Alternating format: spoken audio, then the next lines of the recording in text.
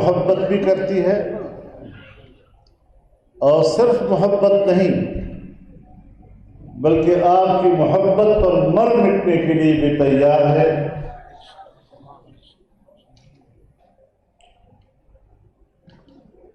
کفار کا یہ خیال تھا، عرب معاشرہ تھا، قبائلی معاشرہ،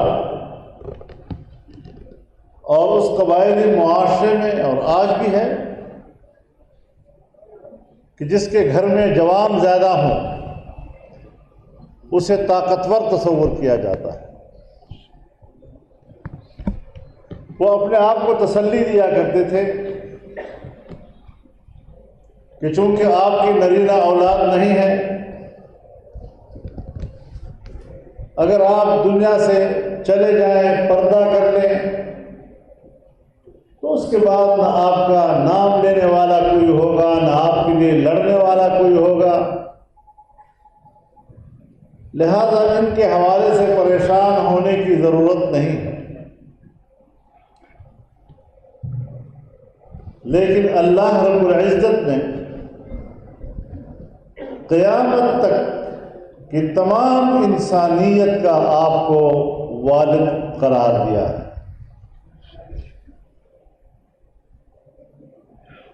اور رسول اللہ صلی اللہ علیہ وسلم امت کے ایسے باپ ہیں کہ شاید اپنے باپ پر تو کوئی گستاخی برداشت کر لی جائے، اپنے استاد کے گستاخی کو لوگ برداشت کر لیتے ہیں، لیکن آج بھی یہ گئی گزری امت بھی اپنے رسول اللہ پر کسی قسم کی گستاخی کو برداشت نہیں کر سکتی۔ مغربی دنیا ہمارے تہذیب کی دشمن ہے اور اپنے اسلامی تہذیب سے لا تعلق کرنے کا ایک ہی ذریعہ ہے ان کے پاس کہ ہمیں اپنے پیغمبر سے لا تعلق کرتے ہیں۔ وہ سمجھتے ہیں کہ ہم بھی تو حضرت عیسیٰ علیہ السلام کو مانتے ہیں، یہودی بھی کہتے ہیں کہ ہم بھی تو حضرت موسیٰ علیہ السلام کو مانتے ہیں، لیکن بس مانتے ہیں، جس طرح اس سے آگے ہمارا تعلق نہیں ان کے ساتھ، اس طرح مسلمان بھی اپنا تعلق اپنے پیغمبر سے توڑ۔ لیکن امت مسلمہ اپنے محبوب حضرت محمد صلی اللہ علیہ وسلم سے اپنا تعلق توڑنے کے لیے تیار نہیں ہے۔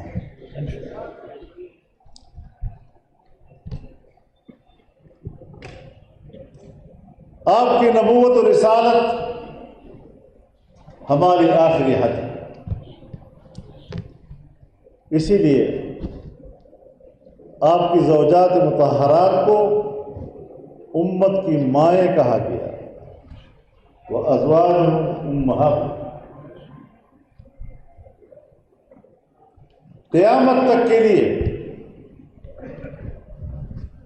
آپ کے ازواج مطہرات اب ہماری مائیں ہیں، کوئی امتی ان کے ساتھ نکاح نہیں کر سکتا۔ تو بنیادی جنگ یہی ہے کہ آج اس بات پر غور کرنا ہے کہ معاشرے کو ہم اسلام کی طرف قریب کریں، اس کی تہذیب کی طرف قریب کریں، ان کے اخلاق و اطوار کی طرف ہم امت کو بلائیں، ان کو دعوت دیں۔ لیکن زمانوں کے ساتھ حالات بھی تبدیل ہوتے رہتے ہیں۔ آج ہمارا مقابلہ جن فتنوں کے ساتھ ہے، وہ فتنہ مغرب کا فتنہ ہے، اپنی تہذیب ہم پر مسلط کرنا چاہتا ہے تاکہ مسلمان اگر اسلام کی بات کرے تو انہیں انتہا پسند کہا جائے، انہیں شدت پسند کہا جائے۔ لیکن کیسے شدت پسند ہم ہو سکتے ہیں؟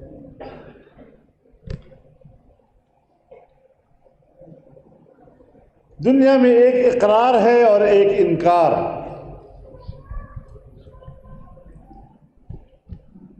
اقرار امن کا سبب بنتا ہے اور انکار فساد کا سبب بنتا ہے۔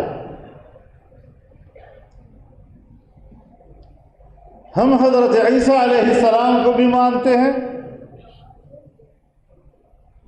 ان کی نبوت کو بھی مانتے ہیں، حضرت موسیٰ علیہ السلام کی نبوت کو بھی تسلیم کرتے ہیں، ان کے دین کو بھی تسلیم کرتے ہیں۔ جب ہم ان کے دین کا بھی اقرار کرتے ہیں، ان کی نبوت کا بھی اقرار کرتے ہیں، اقرار کرنے والا کیسے فسادی ہو سکتا ہے، کیسے شدت پسند ہو سکتا ہے، کیسے انتہا پسند ہو سکتا ہے؟ اور آپ ہیں کہ نہ ہمارے پیغمبر کو تسلیم کرتے ہیں، نہ ان کی اوپر اتری ہوئی کتاب کو مانتے ہیں، نہ ان کی دین اسلام کو مانتے ہیں۔ آپ ہر لحاظ سے ہمارا انکار کر رہے ہیں، ہم ہر لحاظ سے تمہارا اقرار کر رہے ہیں، تو اقرار کرنے والا کیسے فساد کا سبب ہے، اور ہمارے دین کا اور ہمارے پیغمبر کا انکار کرنے والا کیوں کر فساد کا باعث نہیں ہوگا دنیا میں؟ تو بات سمجھنی چاہیے ہمیں کہ رسول اللہ کا انکار کرنا، ان کے دین کا انکار کرنا، یہ سبب ہے دنیا میں فساد کا، انتہا پسندی کا، اور انسانوں کے درمیان طبقاتی تقسیم کا، مذہبی تقسیم کا، تہذیبی تقسیم کا۔ یہ چیزیں ہمیں اپنے مذہب کے حوالے سے سمجھنے چاہیے۔ رسول اللہ صلی اللہ علیہ وسلم کو جو اللہ رب العزت نے مقام عطا کیا ہے، آپ تو انبیاء سابقین جتنے بھی ہیں ان کے بھی امام ہیں۔ جب شب معراج میں آپ کو مسجد اقصی لے جایا گیا، تمام انبیاء کے ارواح حاضر، آپ کی امامت میں انہوں نے نماز پڑھی۔ جب انبیاء آپ کے مقتدی ہو گئے تو انبیاء کی وساطت سے ان کی امتی بھی آپ کی مقتدی ہو گئی، وہ بھی آپ کے پیروکار اور آنے والی بھی آپ کو پیروکار۔ اور تمام انبیاء کے ارواح سے عہد لیا گیا تھا کہ اگر رسول اللہ کا زمانہ پاؤ گے تو پھر تم میرے اوپر لازم ہوگا کہ تم ان پر ایمان بھی لاؤ، اور تم پر لازم ہوگا کہ تم ان کی مدد بھی کرو۔ وَإِذْ أَخَذَ اللَّهُ مِيثَاقَ النَّبِيِّينَ لَمَا آتَيْتُكُم مِّن كِتَابٍ وَحِكْمَةٍ، تمام انبیاء سے عہد میثاق لیا گیا۔ ثُمَّ جَاءَكُمْ رَسُولٌ مُصَدِّقٌ لِمَا مَعَكُمْ لَتُؤْمِنُنَّ بِهِ وَلَتَنصُرُنَّهُ۔ تمام انبیاء سے عہد و پیمان لیا گیا کہ اگر آپ نے رسول اللہ کا زمانہ پایا تو تم پر لازم ہوگا کہ ان کے اوپر ایمان بھی لاؤ گے اور ان کی مدد بھی کرو گے۔ پھر صرف اللہ نے ان پر لازم نہیں کیا، پھر ان سے پوچھا بھی، قال اقررتم علی ذلکم اصری، کیا تم نے میرے ساتھ یہ عہد کر لیا ہے؟ قالوا اقررنا، سب نے کہا ہم نے اقرار کر لیا ہے۔ قال فاشهدوا فانی معکم من الشاہدین، پھر تم بھی گواہ رہو اور میں بھی تمہارے ساتھ اس بات پر گواہ ہوں کہ ایک پیغمبر آئے گا، محمد اس کا نام ہوگا، اللہ کا رسول کہلائے گا، اور تم ان پر ایمان بھی لاؤ گے اور ان کی مدد بھی کرو۔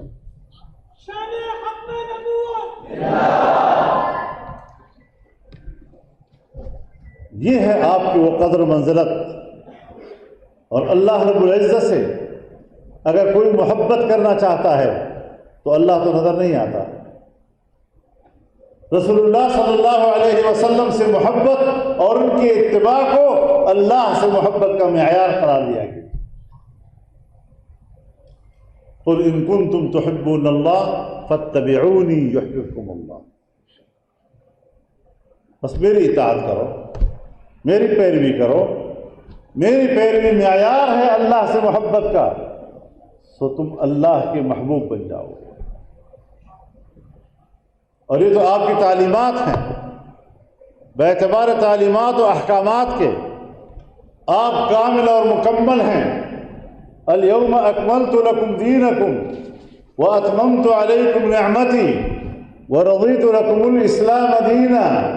آج میں نے تمہارا دین تمہارے لیے مکمل کر دیا ہے اور اپنی نعمت تم پر تمام کر دی ہے، اور اسلام کو تمہارے لیے نظام زندگی کے طور پر پسند کر دیا ہے. علماء کرام فرماتے ہیں آج میں نے تمہارے لیے تمہارا دین مکمل کر دیا ہے، یعنی دین کو کامل اور مکمل کرنا باعتبار تعلیمات و احکامات کے ہے. تعلیم و احکام مکمل ہو گئے ہیں.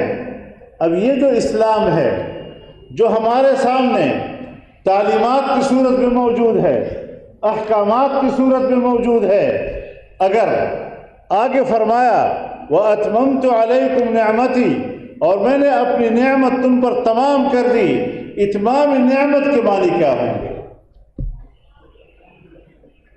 ہر چیز نعمت ہے. پانی بھی نعمت ہے، روٹی بھی نعمت ہے، گھر بھی نعمت ہے، ٹھنڈ اور سردی کا انتظام اللہ کرتا ہے وہ بھی نعمتیں ہیں، پھل فروٹ بھی نعمتیں ہیں، خوشحال زندگی بھی نعمتیں ہیں. لیکن کامل اور مکمل اور تمام نعمت کیا ہے؟ تو اتمام نعمت یہ اللہ کے اس کامل اور مکمل دین کا اقتدار ہے، اس کی حاکمیت ہے. جب اس کی حاکمیت ہو جائے گی تو اتمام نعمت کا تصور پیدا ہو جائے گا. آپ میں علماء کرام موجود ہیں، جو چیز مطلق ذکر ہو جائے تو کہتے ہیں خارج میں اس کا فرد کامل مراد ہوتا ہے. تو جب لفظ نعمت قرآن نے استعمال کر لیا اور دین کو ایک نعمت کہہ دیا اور نعمت تمام کہہ دیا، تو نعمت تمام کا جو خارج میں فرد کامل ہوگا وہ اس کا اقتدار ہوگا، اس کی حاکمیت ہوگی. اب اللہ نے اتنی بڑی نعمت ہمیں عطا کی اور ہم صرف آپ کا نام لے کر بس کچھ جلسے کر لیتے ہیں اور جلسے کر کے خوش ہو جاتے ہیں کہ ہم نے آج سیرت پر بیان کر دیا، ہم نے آج سیرت میں بیان سن لیا. اور بیان کرنا اور بیان سن لینا اس کو کافی سمجھتے ہیں. حضرت شیخ الہند رحمہ اللہ کے بارے میں علماء کرام فرماتے ہیں کہ وہ فرمایا کرتے تھے کہ جو عالم دین محراب اور حجرے تک اپنی خدمات کو کافی تصور کرتا ہے اور اسی پر اپنی زندگی تمام کر دیتا ہے، یہ دین کا خادم نہیں ہے بلکہ یہ دین کے دامن پر ایک دھبا. ہم جن اکابر کی طرف منسوب ہیں، جن سے ہم نسبت کا تعلق قائم کر کے اور اپنی نسبت ان کی طرف کر کے روٹیاں کماتے ہیں، لقمے کماتے ہیں، ان کے نام پر ہم کاروبار کرتے ہیں، رسول اللہ صلی اللہ علیہ وسلم کو جواب دینا تو بہت بات کی بات ہے. کیا ہم حضرت شیخ الہند کی روح کو بھی جواب دے سکیں گے؟ ہم کہاں کھڑے ہیں؟ پاکستان حاصل کیا،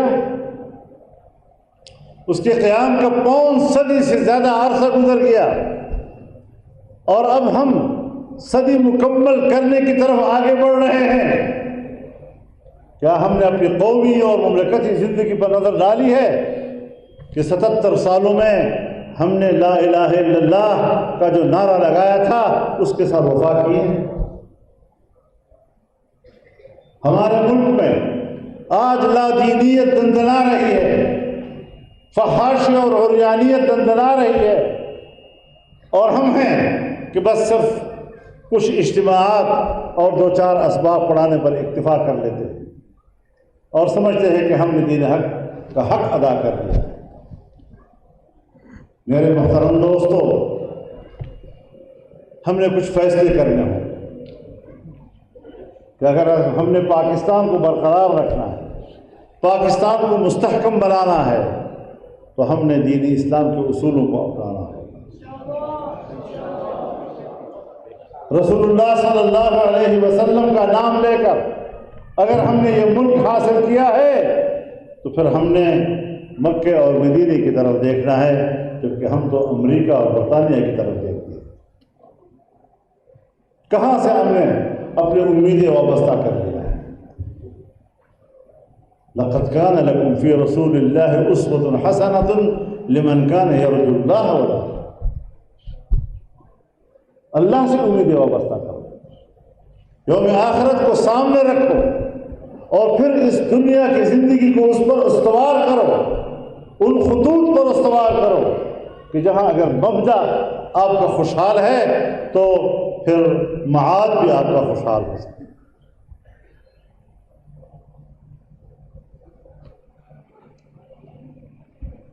ہم تو رسول اللہ کی سیرت کی بات کرتے ہیں، رسول اللہ کی صورت،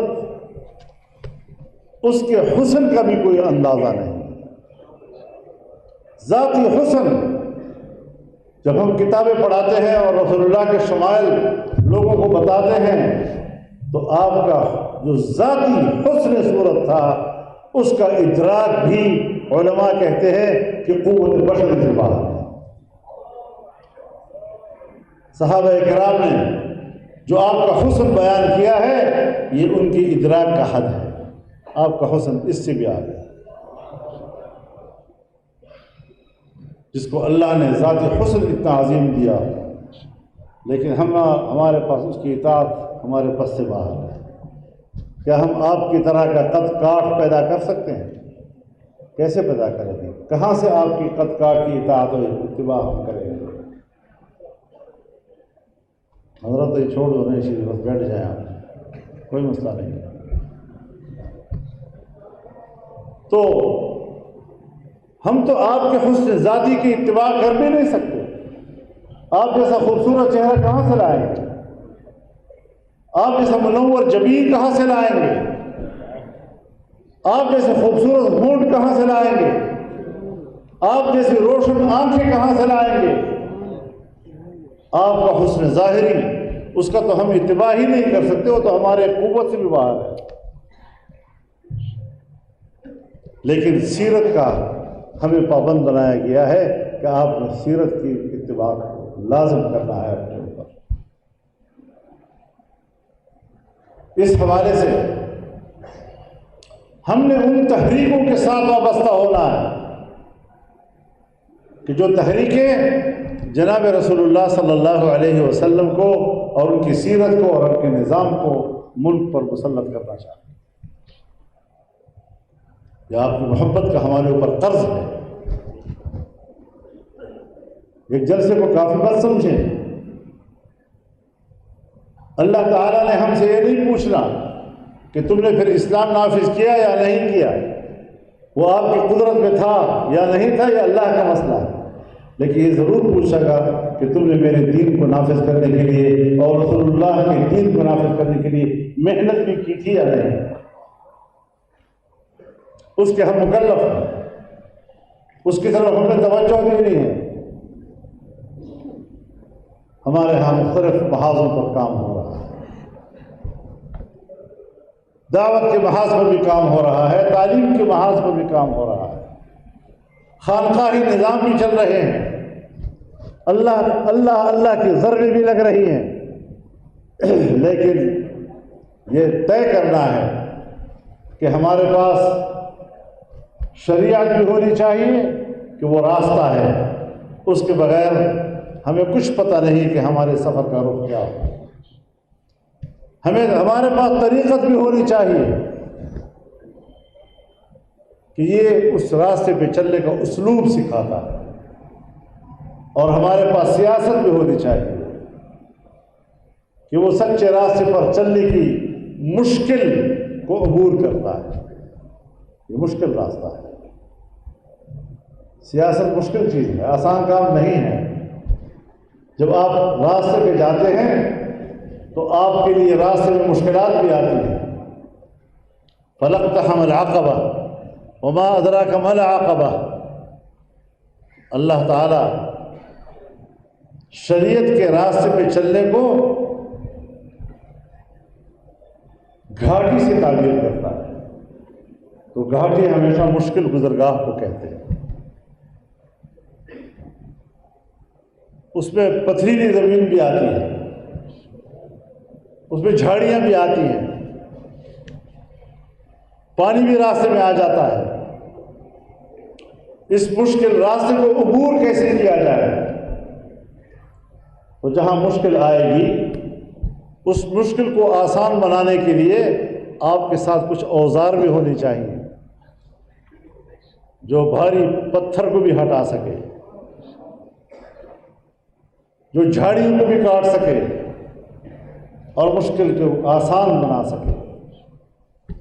لیکن شریعت کو جب اللہ تعالیٰ نے گھاٹی سے تعبیر کیا کہ جب تم اس مشکل راستے پہ مشکل گزرگاہ میں داخل ہو جاؤ تو اس کے مقاصد بھی آپ کو بتا دیے۔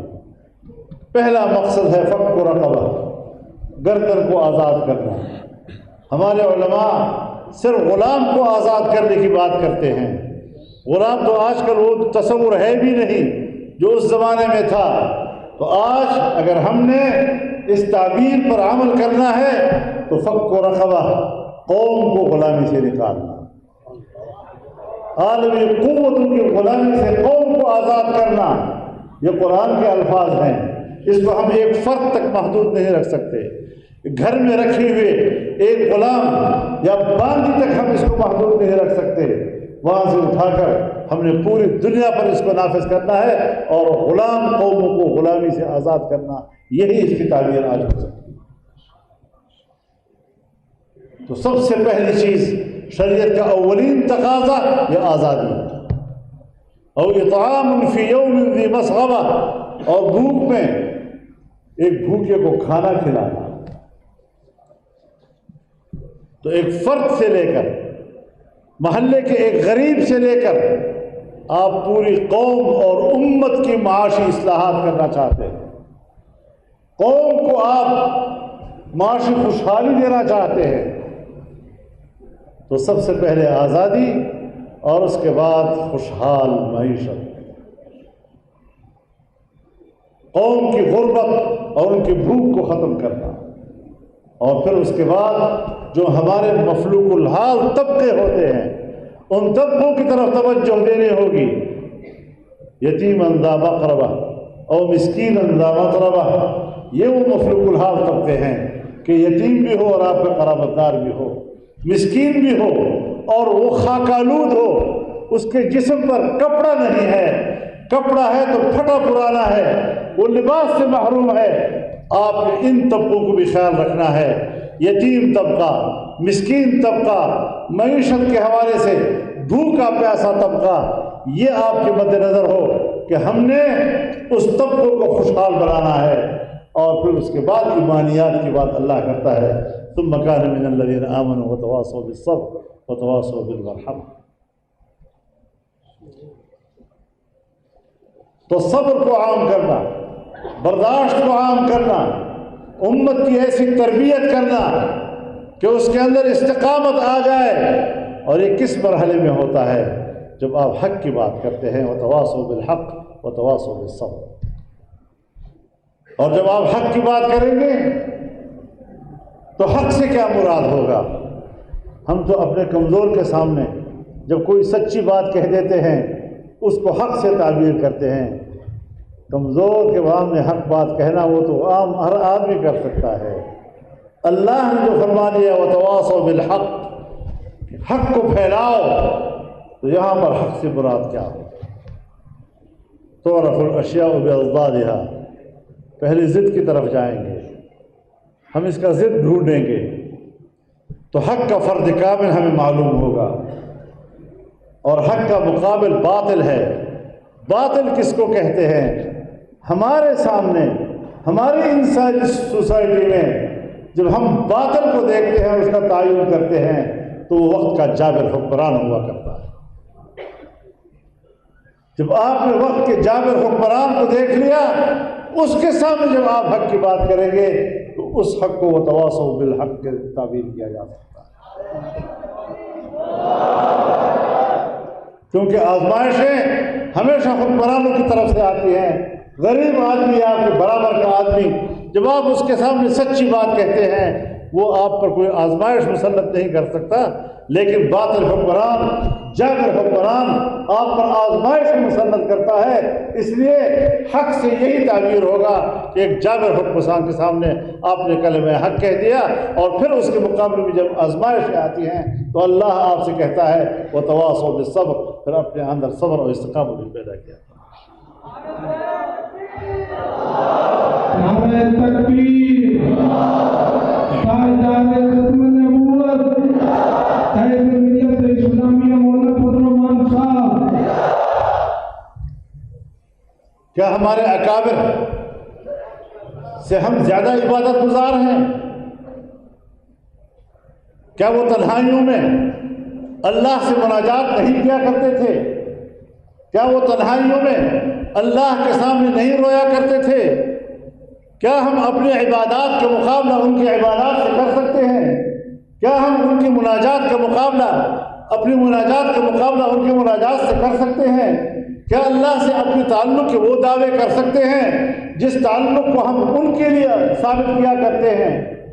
تو پھر صاف ظاہر ہے کہ ہمیں اس بات کا طے کرنا ہوگا کہ دنیا میں جو جابر سے جابر حکمران ہے، حق اسے کہتے ہیں کہ اس جابر کے سامنے بیان کیا جائے۔ آج اگر امریکہ دنیا کی بڑی طاقت ہے اور وہ سب سے بڑا جابر حکمران ہے، تو اس کے سامنے کلمہ حق کہنا وتواصوا بالحق کی تعبیر ہو سکتی ہے، اس سے کم پہ ہم اکتفا نہیں کر سکتے۔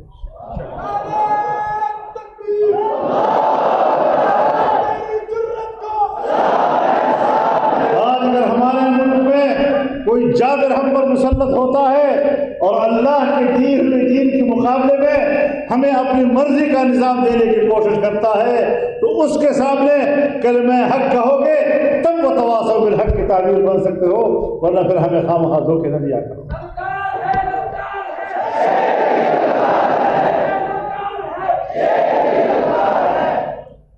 یہ ہمیں اپنے اکابر نے سکھایا ہے، جن کی اتباع سنت کی ہم قسمیں کھاتے ہیں،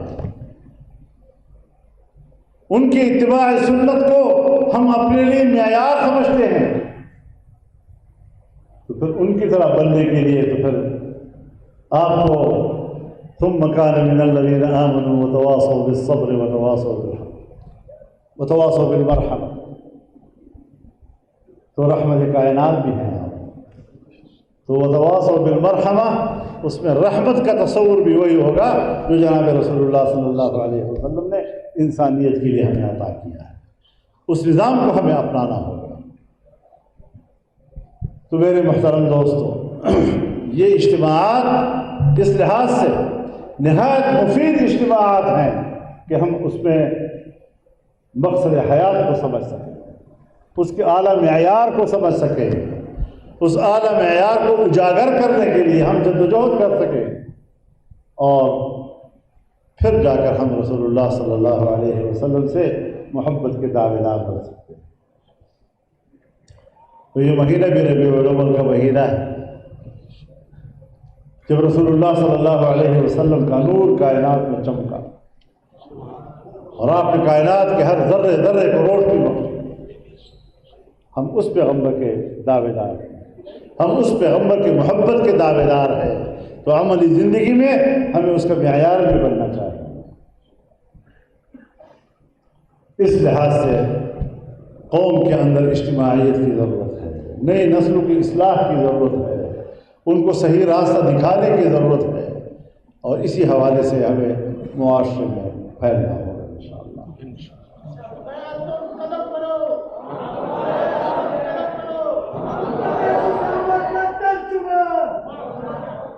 ہمارا تو ماحول جذباتی ہوتا ہے، آج میں پریس کانفرنس سے خطاب کر رہا تھا، میں نے کہا ہم نے تو کچھ تھوڑا بڑا آئینی ترمیم کا مسودہ پڑھا بھی ہے، اور ہم پڑھ کر کہتے ہیں کہ غلط ہے، عوام نے تو پڑھا ہی نہیں ہے سرے سے۔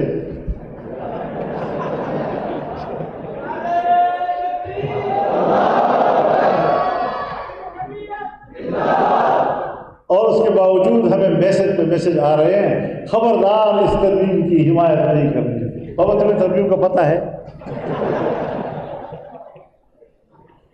پہلے معلوم تو کرو کہ مسئلہ کہاں بگڑا ہوا ہے۔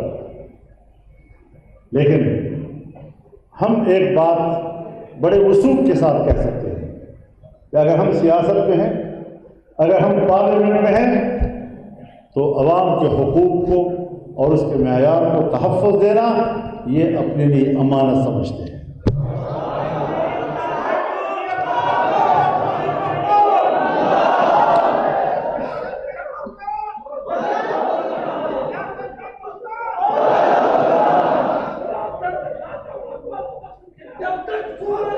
تو انشاءاللہ ہم نے یہ سفر جاری رکھنا ہے، ایک قومی وحدت کے ساتھ آگے بڑھنا ہے، نئی نسلوں کی اصلاح کرنی ہے، رسول اللہ کا اسوہ حسنہ ان کے سامنے پیش کرنا ہے، اور آنے والی نسلوں کو اس اسوہ حسنہ سے وابستہ کرنا ہے۔ جناب رسول اللہ صلی اللہ علیہ وسلم